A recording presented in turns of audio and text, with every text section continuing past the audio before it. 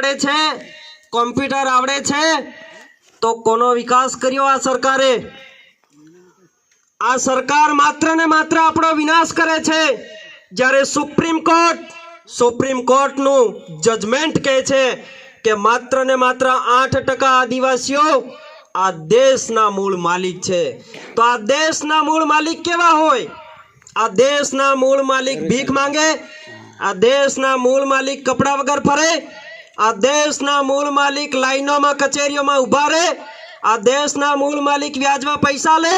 आ देशना मूळ मालिक कामे जाय पोटला लईने? आवी परिस्थितिनुं निर्माण केम थयुं? आ वस्तु विषे विचारवानी हवे जरूर छे। आपणी बहनोनी हालत देखो, आपणी माताओनी हालत देखो तमे। आ आपणुं भविष्य पेढ़ी बेठी छे, आ बाळकोनी हालत देखो। आज एमने शिक्षण नहीं मळशे तो आपणी आवनारी पेढ़ी पण अभण रहेशे। तमने बधाने खबर छे के जेटली आपणी पेढ़ी अभण रहेशे तेटली आपणी आवनारी पेढ़ी गुलाम बनशे। तो तमारे नक्की करवानुं छे आ इलेक्शननी अंदर के आपणी पेढ़ीने भणावीने आगळ लई जवी छे के आपणी पेढ़ीने अभण राखवी छे।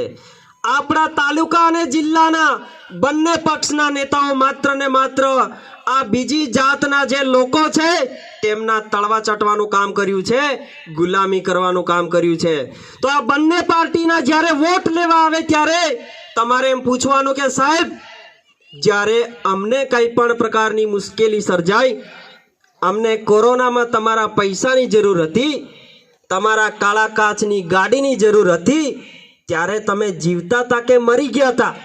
एटलो प्रश्न पूछजो। ज्यारे पैसा आपे तो एमने एवुं पूछजो।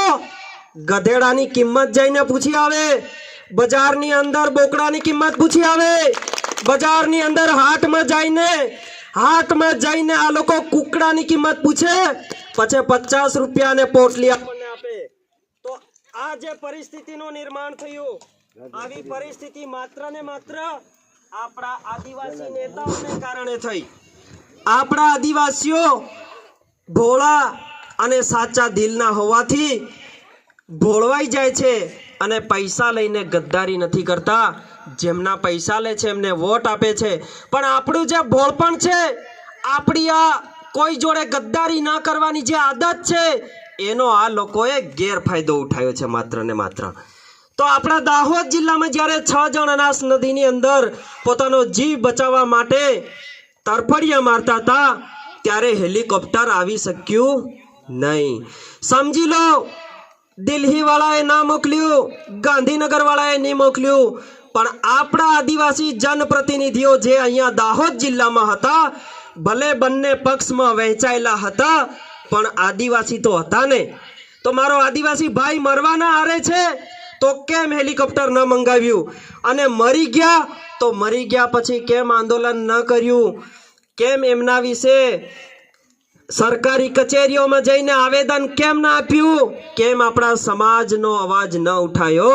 એ પ્રશ્નો પૂછવાની આજે આપણી ફરજ બની છે। આ ગુલામ અને ગદ્દાર અને અભણ નેતાઓ માત્ર ને માત્ર જ્યાં પૈસા મળે, જ્યાં કટકું મળે ત્યાં જ જશે। આ કૂતરા જેવી હાલત છે આપણા આ બંને પાર્ટીના નેતાની કે જ્યાં કટકું મળે ત્યાં જઈને બેસવાનું।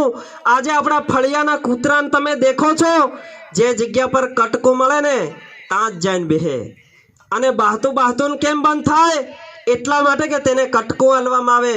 આ બંને પાર્ટીના લુચ્ચા ગદ્દાર માણસો આજે આપણા જનપ્રતિનિધિ છે, એમણે આવી સિસ્ટમથી ખરીદાઈને આજે આપણા સમાજનો એક અવાજ दबावी दीधो। आपणी हालत देखो तमे। आटला वर्षोथी आपणे 2 सरकारने लाव्या, तमे कामे जता बंद थया खरा? तमारो विकास थयो? अहींया बेठेला बधा ज वडीलोने अने माताओने मारो प्रश्न छे, तमने तमारो विकास थयो एवुं लाग्युं? कई सरकारना कारणे लाग्युं? तमारो विकास थतो तो तमे घेर बेठा बेठा ने 3 फसल वट बंद खाता। आजे आपणे कामे जवानी जरूर पड़ती नहीं।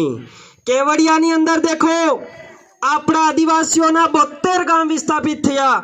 आपड़ा आ बोरवाणी गाम जेवा 72 गाम विस्थापित थया। 72 गामना आपड़ा आदिवासी भाई बेटा ने त्यांथी हाकी काढवामां आव्या अने पाणी लई गया कच्छ में। તો આટલી મોટી બેઈમાની કરવામાં આવી. વિજય રૂપાણી 26મી જાન્યુઆરીના દિવસે આવ્યો, એના માટે ફૂલોનો વરસાદ કરવા માટે હેલિકોપ્ટર આવ્યું હતું કે તો આપણા માણસોને બચાવવા માટે અનાસ નદીમાં કેમ હેલિકોપ્ટર નહીં આવ્યું? હજી કહું છું, વિચારી લેજો. 100 વખત વિચારીને વોટ આપજો. આપણા વોટની બહુ કિંમત છે. આપણા સમાજની પરિસ્થિતિ બદલવી હોય, આવનારી પેઢીને સાચવવી હોય, તો તમારે માત્ર ને માત્ર ભારતીય ટ્રાઇબલ પાર્ટીને વોટ આપવો પડશે. કારણ કે આ બંને પાર્ટીઓ ગુલામગીરી કરાવે છે આપણા નેતાઓને, આપણા આદિવાસી જનપ્રતિનિધિઓને માત્ર ને માત્ર પાછળ ફેરવવાનું કામ કરે છે. અને આવનારા સમયમાં જો આ રાજકીય અનામત કાઢી નાખવામાં આવે તો આપણા માણસોને ટિકિટ મળતી પણ બંધ થવાની છે. તો આ બંને પાર્ટી, આ બંને દલાલ પાર્ટીમાં જે આપણા દલાલ નેતાઓ છે, એમને એક પ્રશ્ન પૂછજો કે તમે સમાજ માટે 5 વર્ષ સુધી શું કર્યું? તમારો હિસાબ લાવો, તમારા મુદ્દા લાવો અને વિડીયો ઉતારજો અને પછી પૂછજો. અને હવે પછી તમે શું વિકાસ કરવાના, અમારા આદિવાસીઓને ક્યાંથી ક્યાં લઈ જવાના, એનો પણ હિસાબ લેજો. આ બે દલાલ આવે ને તો હંમેશા વિડીયો ચાલુ રાખીને પ્રશ્ન પૂછજો.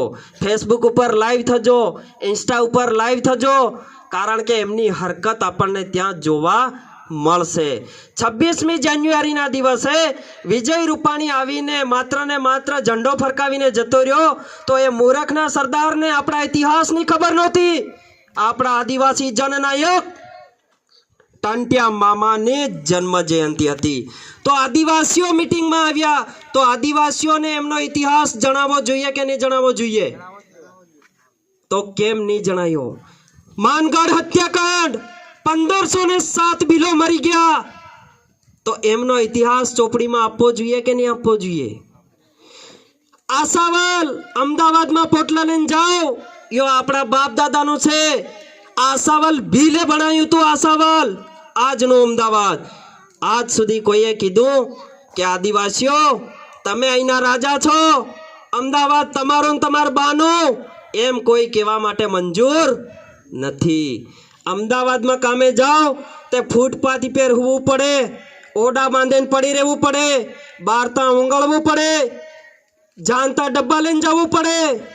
આપણી માતાઓ અને બહેનોની ઇજ્જત ઉપર આજે સવાલ ઉઠે છે. ભાઈ સમજો અને વિચારો કે જો કેવડિયાનું પાણી કચ્છમાં જાય, કેવડિયાનું પાણી દાહોદમાં કેમ નહીં આવે? આ પેલી બે પાર્ટીના ગુલામોને પૂછો કે ભાઈ આ પાણી લાવી આપશો ખરા તમે? અમારા લોકો જોડે જે અન્યાય થયો છે તેની સામે બોલવા તૈયાર છો? જળ, જંગલ અને જમીનના માલિક નેશનલ હાઈવે આ કોરિડોર કાઢ્યો. કેટલાને ખબર છે નેશનલ કોરિડોર નીકળે? આંગળી ઊંચી કરો, મારે સાંભળવું, દેખવું છે કે નેશનલ કોરિડોર વિશે અહીં બેઠેલા કેટલાને ખબર? આ પેલો રોડ નીકળવાનો એમ કેતી, ઈ રોડ 8 લાઈનનો નીકળવાનો. હવે તમે વિચાર કરો કે 8 લાઈનનો રોડ નીકળે તે કયા આદિવાસીનો વિકાસ થાય? તમારો કોઈનો વિકાસ થવાનો આ બેઠેલાનો? તો પછી 8 રોડના હાઈવેનો વિરોધ કરવો પડે કે નહીં કરવો પડે? આપણે વિરોધ નહીં કરીએ, પણ આપણે જેમને જવાબદારી સોંપી છે, આપણા જેમને નોકર બનાવ્યા છે વોટ આપીને, એ નોકરોએ આપણી આ જવાબદારી સરકાર સુધી પહોંચાડવી જોઈએ કે નહીં પહોંચાડવી જોઈએ? તો આજ સુધી આ લોકોએ વિરોધ કર્યો તો કયા હિસાબે આ સાલા ડગરા જેવા નેતાઓ આજે ટિકિટ લેવા પહોંચી ગયા? આ મૂર્ખના સરદારો આપણા સમાજને હજી પણ પાણીમાં ડુબાડવા માટે આ લોકો ટિકિટ લઈને બેઠા છે. માત્ર ને માત્ર એમને ખુરશી સાચવી છે. એક પક્ષમાં નહીં ટિકિટ મળી તો બીજા પક્ષમાં ભરાઈ ગયા અને રંડાઈ ગયા. એને કહેવાય રંડવાઓ, એને રંડાયેલા કહેવાય. એક પક્ષની અંદર ટિકિટ નહીં મળે તો બીજા પક્ષમાં ભરાય, એક ઘેરમાં નહીં રહેવા મળે બીજા ઘેરમાં જાય, એને શું કહેવાય આપણા સમાજમાં? એ તો તમને સારી રીતે ખબર છે, બીજો ઘેર કરે એને. તો આવી હાલત આપણા આ બે પાર્ટીના નેતાઓની છે. એમને બી સબક શીખવાડવાનો છે. અગર કૂતરું માલિકને વફાદાર નહીં હોય તો જે બહારથી પરોણા આવે એનાને વફાદાર હોય ખરો? આવી જ હાલત આ લોકોની છે. એક પક્ષમાં